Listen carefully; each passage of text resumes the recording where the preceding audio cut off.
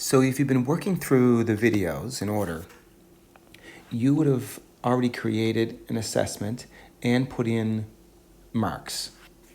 So it could be mark and a rating scale or just a rating scale. You could be on that assessment right now. But if you're not, if you've gone out of the app or you've skipped ahead, then you need to be able to get to an assessment to put in the evidence, which is what we're looking at doing now. So if I want to get to an assessment that I've already completed, I press Assessments, the blue button, and then rather than create an assessment, I'm going to go to the View Assessments to the Assessment List. This is a list of all the assessments I've created. Now yours might not look quite like this. You can see I have language arts and mathematics, and they're kind of separated into those categories, into those subjects. That's because mine is sorted by subject, and you can see the word subject at the top of my screen here. And if I tap that little on subject there, you can see you can sort it by different categories. So I can do sort by assessment, and this just puts it in order by the name, alphabetical order. I tend to use subject reverse order, and that just puts it in order of subject, and then puts each assignment or assessment in order from the newest at the top to the oldest. Now if you look at mathematics, it might appear that that's not proper here because it says January 10th, March 25th, January 28th. It doesn't look like that's in order from the oldest up to the newest, but that's because some of these, I've been using this data. I created this dummy data a while ago, and I just keep bringing it into the newer versions of this app, and those are like a year old, so they're like a previous January and maybe a previous March and so on. So it would work. It should be perfect for you when you do yours. So now I have to go to the assessment that I want to collect the evidence for. So I'm going to use this very top one that's green right now, Spelling Week 1. I'm going to tap either on Spelling Week 1, the word, or the little arrow beside it. Let's go in here and let's pretend have some spelling assessments. And I want to collect evidence of the work. Now, if you tap on this plus button on evidence for that student, it'll say Anita Bath at the top, so I know I'm on that student. I'm collecting evidence for that student. And there's an option here to collect evidence through the camera, through a video, through audio, through photos. Photos would actually just go to the photos on my iPad. So if you used the regular camera on the iPad and took some photos, and then you wanted to access or get those photos, this would be the way here to attach them. And then there's also this cloud link where you can put a link in, and it links directly to a student's work on Google Drive. Or it could be, you can see if I tap this, there's different choices. Box, Drive, Dropbox, OneDrive, and so on. So they're mostly those cloud services. And so I tend to use Google Drive. And so it would allow me to go there. It would get a link and put the link in here so that I can view it right from inside this program every time. I'm not going to get into showing that part because it allows you also to edit the work in Google Drive, and it's in Google Classroom, and I want to. It's a longer video to do that, so you have to go to the video that's going to show collecting evidence through cloud links, and that'll give this in more detail. So for today, though, or for now, I'm going to go to camera. And the first time you do this, it'll open up. It'll prompt you, hey, can this app use your camera? And you have to put yes or it won't work. So I'm going to go to camera here. I'm going to turn this around. Come on, let's get this to turn. Not rotating right now, but there we go. Sorry to get you sick. Okay, so I'm going to, there's a weird shadow on here, but that's okay. I'm just going to take a picture. Boom. Now, see, that's a little bit blurry.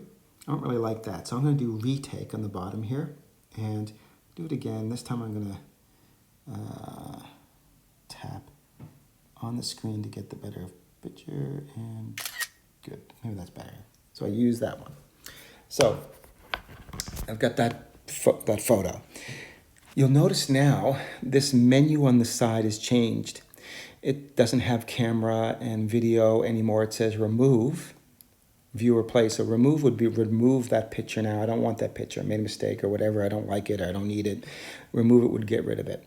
View or play just makes it bigger so you can see it, and I can zoom in by pinching on the screen. So I'm going to press done. Slideshow. I'm not going to get into that now, but it basically allows you to look at them all in a kind of a quick slideshow. You can go through all the evidence in the whole class. Save or exemplar. What that is, it allows you to save a piece of evidence to show later as an exemplar to either students, or it could be even to parents. I've used it to show to parents too. And there's a part in the where you can do parent-teacher conferences, and you can set up links to the evidence. And so it'll show, you can say when a parent comes in and says something like, I don't know, how do they get an A? You know, that they're getting a B now, or they're getting a C now. How do they get an A? And it's sometimes difficult to kind of explain how they can move from that B to an A or the C to an A. And so I tend to have, like, especially in writing, a strong piece of writing, and I'll say, well, this exemplar, this is a piece that's an A. And then I have their evidence of their child, and you say, see, okay, let's take a look at yours, your son, their daughters, and let's look at this one. You can see the difference. And so it just clarifies it for parents. It makes it a little easier for them to understand. So you can save stuff for an exemplar. But you'll see that in later videos in more detail. There's copy and paste as well. And you might ask, what's the use of that? But it's basically, I can press copy, it would copy this.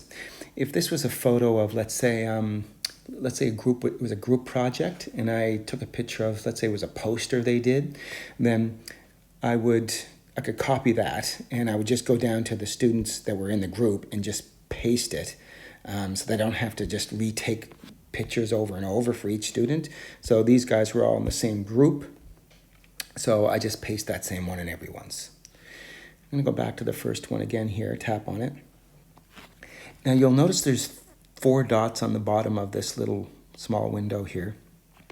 And if I swipe on the screen here, not down by the dots, but kind of in the middle of that little screen, it'll go to the next dot, which allows you to take like another photo, or you can take a video or audio or whatever. It allows you to get another piece of evidence. And I swipe again, another piece of evidence. And so there's up to 4 pieces of evidence for each student, for each piece or each assessment. So this is spelling week 1.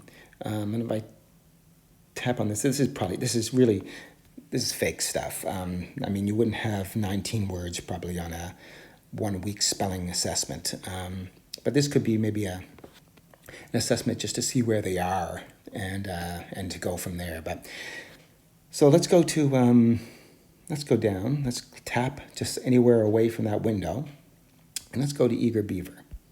So in Eager Beaver, I want to do a video. And again, when I press video, the first time I do it, it's going to prompt me to say, hey, can you use a video? You say yes. And then I'm just going to pretend I'm videoing students working or something, but I'm just going to video this. But let's pretend I'm moving around a little bit. So they're videoing, maybe it's presentation, stop. And I'm going to either retake, or I can play it to see if it was any good, or use the video. So I'm going to just use this video. So paste the video in there, it puts the video in there. And let's go out of this and go back down to anybody home. And let's go audio. And I'm going to start. So it could be maybe recording a conference with a student. It could be recording a reader's theater or something like that. Anyway, could be recording a student's reading. So I'm just going to save this now. I can pause it and then continue afterwards. So I'm going to press save. Puts the audio in. And I'm going to go down here. Get photos. Let's go here. Okay, so this is the first time since I've installed this one that I've gone to access my photos. So this is the kind of message you would get. I put okay. And I'm just going to go here. I've got a bunch of these are mostly screenshots of things, but let's pretend I'm going to take, I don't know, some of these are videos.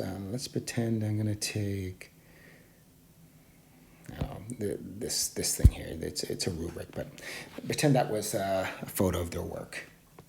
Or it could be a photo of a rubric of their work, but so I put that in, great. Now you'll notice there's these little green ones by all the ones I've got evidence for. If I tap on it, that's because it means I only have one piece of evidence there. So if I slide over, and let's do an audio for this one, I start it, and that's enough. I save it, they stopped.